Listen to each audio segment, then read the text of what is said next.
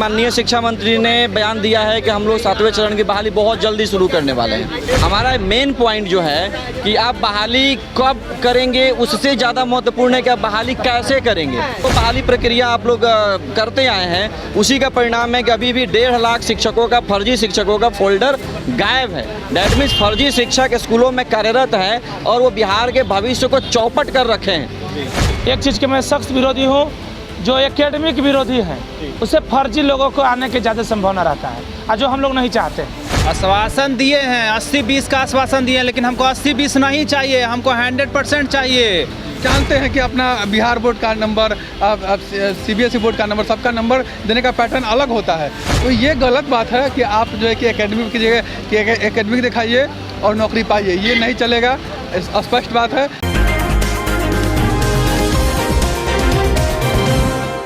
नमस्कार, मैं अभिषेक, आप देख रहे हैं NBC 24 न्यूज़। तीसरे दिन गर्दनीबाग धरना स्थल पे आज हम मौजूद हैं और तीसरा दिन STET मेरिटधारी अभ्यर्थियों का आंदोलन जारी है। तमाम STET के अभ्यर्थी अपनी मांगों को लेकर तीसरे दिन धरना प्रदर्शन में बैठ गए हैं। तमाम अभ्यर्थियों को आप देख सकते हैं किस तरीके से जो अभ्यर्थी हैं वो धरना प्रदर्शन कर रहे हैं। कुछ अभ्यर्थी हैं हमारे साथ, उनसे बात करेंगे। क्या नाम है सर आपका? मेरा नाम दीपक कुमार सिंह है, मैं गोपालगंज से हूँ। प्रदर्शन कर रहे हैं, तीसरा दिन है, क्या कहिएगा? प्रदर्शन सरकार हम लोगों से करवा रही है। यहाँ हम लोगों को इतना डिग्री लेने के बावजूद, STET के मेरिट में सेलेक्ट होने के बावजूद सड़कों पे प्रदर्शन करना पड़ रहा है। ये बिहार के शिक्षा के लिए बहुत ही दुर्भाग्यपूर्ण स्थिति है। चूँकि हम लोगों के स्कूलों में होना चाहिए, अपने अनुभव को, अपने एक्सपीरियंस को बच्चों के साथ शेयर करना चाहिए, जो हम लोग नहीं कर पा रहे हैं। और ये 45 डिग्री के टेम्परेचर में हम लोग सड़कों पर बैठे हैं। कल ही आप लोगों के माध्यम से, मीडिया भाइयों के माध्यम से हम लोगों को पता चला कि माननीय शिक्षा मंत्री ने बयान दिया है कि हम लोग 7वें चरण की बहाली बहुत जल्दी शुरू करने वाले हैं। खैर, ये बहुत जल्दी करेंगे, हमारा वो भी इशू नहीं है, बहाली तो वो करेंगे। हमारा मेन पॉइंट जो है कि आप बहाली कब करेंगे उससे ज़्यादा महत्वपूर्ण है कि आप बहाली कैसे करेंगे। प्रोसेस क्या होगा आपके बहाली करने का, क्योंकि अभी तक जो बहाली होती है ये उसका प्रोसेस हम लोग भली भांति जानते हैं। जो बहाली प्रक्रिया आप लोग करते आए हैं, उसी का परिणाम है कि अभी भी 1.5 लाख शिक्षकों का, फर्जी शिक्षकों का फोल्डर गायब है। दैट मीन्स फर्जी शिक्षक स्कूलों में कार्यरत है और वो बिहार के भविष्य को चौपट कर रखे हैं। और बिहार के शिक्षा मतलब एजुकेशन सिस्टम को कौन नहीं जान पा रहा है। अभी हाल ही में सोनू का मामला आप लोगों के माध्यम से ही पूरे दुनिया को मालूम चला। ये पूरे बिहार के लिए कितनी शर्म की बात है कि एक मासूम बच्चा बोलता है कि हम सरकारी स्कूल में नहीं पढ़ेंगे। मतलब बिहार सरकार के हजारों करोड़ का बजट जो होता है, जो लोग मेहनत से अपना टैक्स पेड करते हैं, उसका बजट आप शिक्षा पे खर्चा करते हैं और सरकारी विद्यालय में वो पढ़ने से मना कर देता है। ये शर्म की बात है पूरे एजुकेशन सिस्टम और पूरे बिहार के लिए। तो हम लोगों के होते हुए एक बच्चा कैसे कह सकता है कि हम सरकारी स्कूल में नहीं पढ़ सकते हैं। तो हम लोग चाहते हैं कि आप प्रोसेस चेंज करें, यानी कि क्वालिटी एजुकेशन कैसे हो। हम माननीय हमारे अपर मुख्य सचिव सर ने कहा भी है कि हमारा जो भी पॉलिसी होगा वो क्वालिटी एजुकेशन के संदर्भ में होगा। हम भी वही चाहते हैं कि सर क्वालिटी एजुकेशन के लिए आप STET एक प्रतियोगिता परीक्षा थी, उसके मार्क्स पे बहाली का प्रोविज़न कीजिए, ऑनलाइन सेंट्रलाइज बहाली कीजिए, जून तक की सारी रिक्तियों को कैलकुलेट करके और जितनी रिक्ति है उसको STET मार्क्स पे डिक्रीजिंग ऑर्डर में मेरिट बनाइए। इसके साथ साथ मैं एक लास्ट में एक आपको बात कहना चाहूँगा कि हम लोग यहाँ पे सिर्फ स्टेट क्वालिफाई नहीं किए, यहाँ पे हमारे जितने भी साथी हैं वो कहीं ना कहीं किसी अच्छे प्राइवेट स्कूल में अपनी शिक्षा दे रहे हैं। लेकिन हमारा मकसद प्राइवेट स्कूल के बच्चों को पढ़ाना नहीं है। वो तो अमीर घरानों के बच्चे हैं, उनके पास बहुत सारे रिसोर्स है पढ़ने पढ़ाने का। लेकिन जो वो सोनू जैसे करोड़ों बच्चों का क्या होगा जो क्वालिटी एजुकेशन लेना चाहते हैं। तो हम चाहते हैं, मैं केंद्रीय विद्यालय में ऑलरेडी कार्यरत हूँ, हम चाहते हैं कि हमारा जो अनुभव है वो सोनू जैसे करोड़ों बच्चों को मिले। जी बिल्कुल बिल्कुल। गौतम जी, क्या कहिएगा? तीसरा दिन है, बिहार के शिक्षा मंत्री ने एक बार फिर से आश्वासन दिया और कहा है कि 7वें चरण का नोटिफिकेशन जल्द से जल्द जारी करेंगे। जी बिल्कुल, हम लोग जो धरना बैठे हुए हैं, हमारी मांग जो आज 3 दिन से जो हमारी मांगे हमारी पूरा हो जाएगी। हम लोग प्रदर्शन से स्वतः उठ जाएंगे, लेकिन वो लिखित वे में हम लोग को होना चाहिए। बस मेरा क्या नाम है, एक चीज़ के मैं सख्त विरोधी हूँ, जो एकेडमिक विरोधी हैं उससे फर्जी लोगों को आने की ज़्यादा संभावना रहता है और जो हम लोग नहीं चाहते हैं। बस आप क्या कहिएगा? हम लोग ने फिर से आश्वासन दिया, आश्वासन दिए हैं, 80-20 का आश्वासन दिए हैं, लेकिन हमको 80-20 नहीं चाहिए, हमको 100% चाहिए। क्योंकि हमारा नोटिफिकेशन में था कि रिक्ति के बराबर रिजल्ट दिया जाएगा, रिक्ति के बराबर ही मेरिट लिस्ट तैयार होगा।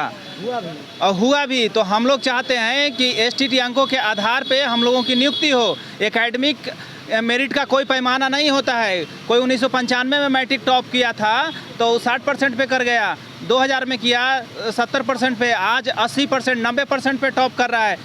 आपको बता दें, खुलेआम हम किसी को चुनौती देते हैं, अगर कोई चाहे हमसे लेना BSc MSc B.Ed का 90% का एडिट करके, अगर वो पास कर गया है 2015 में कोनो B.Ed कर लिया है, 17 में कर लिया है, उस यूनिवर्सिटी से अगर चाहे कि हमको उस समय हमका 17% मिला है, हमको 90% चाहिए, पैसा जमा करे, उसको 90% हम दिला देंगे।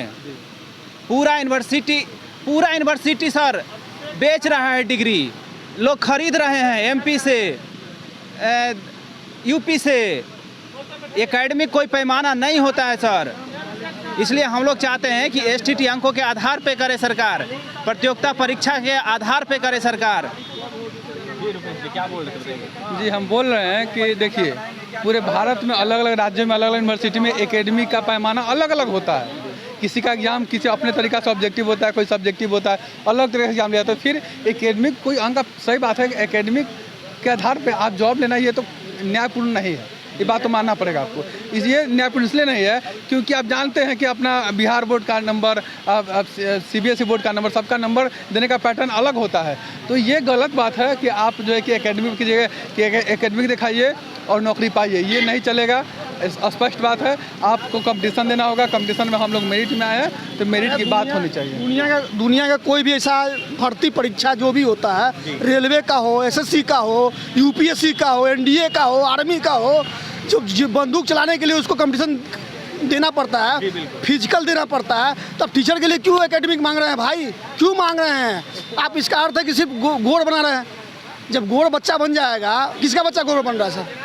गरीब का बच्चा गोड़ बन रहा है, ना कि अमीर का बच्चा बन रहा है। अमीर के बच्चे के लिए सेंट जोसेफ है, DAV है, दिल्ली पब्लिक स्कूल है, सरस्वती विद्या मंदिर है। गरीब का बच्चा जिसे घर में खाने के लाला पड़े हुए हैं, खिचड़ी खाने के लिए भी दौड़ता है और उसको उतना कॉन्फिडेंस नहीं है कि हमारे साथ सही गलत क्या हो रहा है ना। तो सरकार को इस नीति को एकदम तोड़ना होगा किसी भी हालत में। सर 94,000 जो बहाली हुआ प्राइमरी का, मेरा 68% था, नहीं हुआ कहीं। उसमें बहुत बड़ा धांधली हुआ है। सब लोग एकेडमिक बनवा लिए फिर से एडिट करवा के। सबका अपना अपना यूनिवर्सिटी है, किसी का नाना का, किसी का दादा का, तो काहे नहीं बढ़वा लेगा?